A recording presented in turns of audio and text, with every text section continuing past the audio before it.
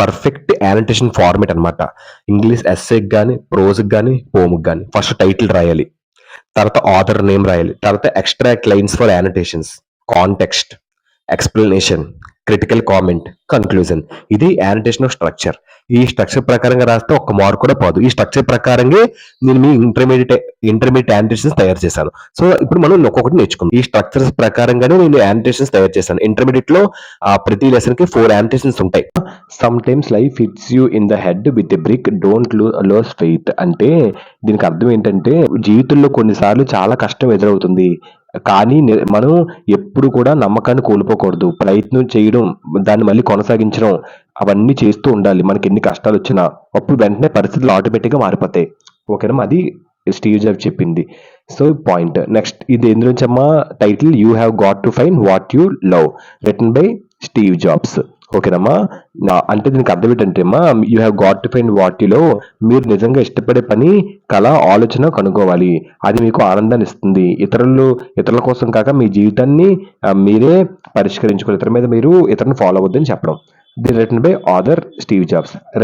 Reference అంటే ఏంటి? కథ ఎవరు రాశారు, ఎక్కడి నుంచి తీసుకున్నారో చెప్పేది. So this quote is taken from the second story of Steve Jobs commencement speech at Stanford University, title you have got to find what you love. Point కి అర్థం ఏంటంటే అమ్మా, ఈ quote Steve Jobs graduation speech రెండవ కథ నుంచి తీసుకున్నాడు. అంటే ఈ యొక్క స్పీచ్ స్టాన్ఫోర్డ్ యూనివర్సిటీలో జరిగిందనమాట.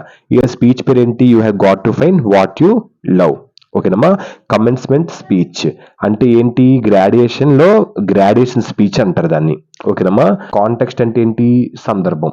ఓకేనమ్మా, అంటే సందర్భం అంటే ఏంటి? ఎక్కడ, ఎందుకు, ఎప్పుడు చెప్పబడిందో చెప్పేది సందర్భం. Steve Jobs talks about moment he was fired from Apple, the very company he co-founded. ఈ పాయింట్ కి అర్థం ఏంటంటే అమ్మా, స్టీవ్ జాబ్స్ తనతో ప్రారంభించిన యాపిల్ కంపెనీ నుండి ఉద్యోగం కోల్పోయాడు కదా. సో కోల్పోయిన సమయాన్ని గుర్తు చేసుకుంటాడు. ఇది తన జీవితంలో చాలా కష్టమైన సమయం, కానీ అతను కోల్పోలేదు కదా పట్టుని. తర్వాత అదే అతని జీవితానికి మరియు అతని పనికి ముఖ్యమైన ఒక పాఠంగా అతను నేర్పింది. ఓకేనమ్మా, అది దీనికి అర్థం. ఓకేనమ్మా, సో ఫైర్డ్ ఫ్రమ్ యాపిల్ అంటే ఏంటి? యాపిల్ కంపెనీలో తన ఉద్యోగం కోల్పోవడం.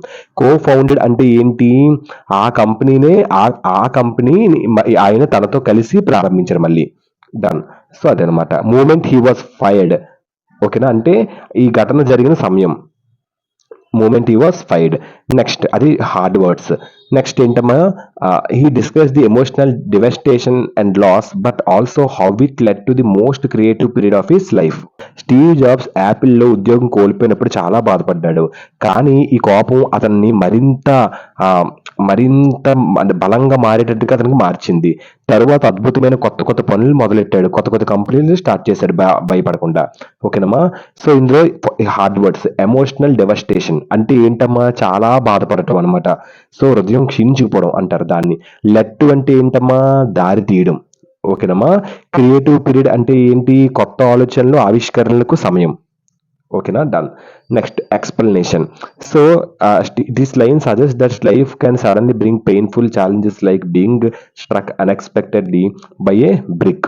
ఈ పాయింట్ కి అర్థం ఏంటంటే అమ్మా, జీవితంలో కొన్నిసార్లు ఎప్పుడు అనుకొని పెద్ద కష్టాలు వస్తూ ఉంటాయి మనకి.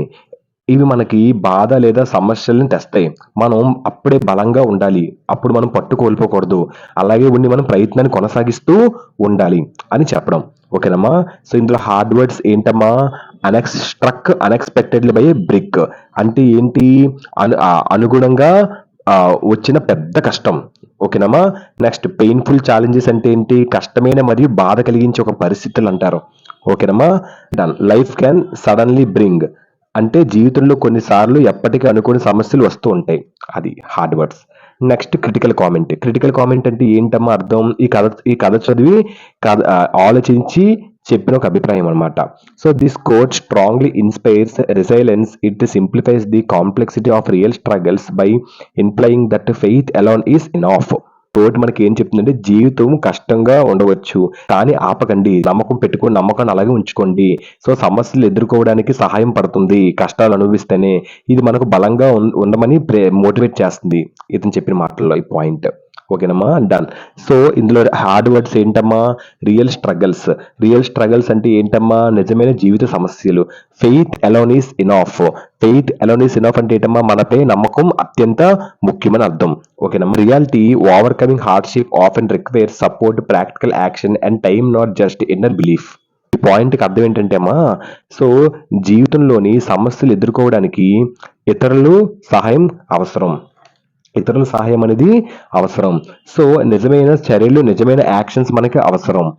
అలాగే సహనం, ఓపిక మరియు టైం కూడా మనకి చాలా అంటే చాలా అవసరం. మనపై నమ్మకం మాత్రమే సరిపోదు అని చెప్తున్నారు. ఓకేనమ్మా. అంటే ఇందులో హార్డ్ వర్డ్స్ ఏంటమ్మా? ఇందులో హార్డ్ వర్డ్స్ ప్రాక్టికల్ యాక్షన్ అంటే నిజమైన ఉపయోగకరమైన ఒక పని చేయడం. ఓకేనమ్మా. నెక్స్ట్ ఓవర్కమింగ్ హార్డ్షిప్ అంటే కష్టాలను ఎదుర్కోవడం. నాట్ జస్ట్ ఇన్నర్ బిలీఫ్ అంటే మనపై నమ్మకం మాత్రమే సరిపోదు.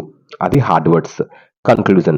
The line remains as that setbacks are not the end of in the beginning of something greater. అర్థం ఏంటంటే అమ్మా, సో జీవితంలో సమస్యలు లేదా కొన్నిసార్లు డిజాస్టర్స్, ఫెయిల్యూర్స్ అంతం కావు. ఇవి తరచుగా మంచి లేదా కొత్త అవకాశాలకి వస్తూ ఉంటాయి. అలాంటప్పుడు మనం ఏం చేయాలి? ఇవి తరచుగా అలా రావడం మనకు ఒక అదృష్టమే. అలా రావడం వల్ల మనకి కొత్త అవకాశాలని దారితీస్తాయి. మనం బలంగా మారడానికి, మనం షైన్ అవ్వడానికి దారితీస్తాయి. మనం బలంగా ఉండి కొనసాగించేలా చేస్తాయి. ఓకేనమ్మా అని చెప్తున్నారు. సో ఇందులో సెట్ బ్యాక్స్ అంటే ఏంటి? ఒడిదుడుకులు అంటే సమస్యలు అంటారు కదా అవి. So beginning of something greater అంటే ఏంటమ్మా అర్థం? కొత్త లేదా మెరుగైన అవకాశాలు ప్రారంభం. Faith and love for what we do are essential to overcoming failures and moving forward. అంటే పాయింట్కి అర్థం ఏంటంటే అమ్మా, faith and love for what we do are essential to overcome failures and moving forward అంటే విజయానికి మరియు ముందుకు వెళ్ళడానికి అర్థం. అంటే మనపై నమ్మకం ఉండాలి, స్వీట్ గా ఆనందంగా చేయాలి.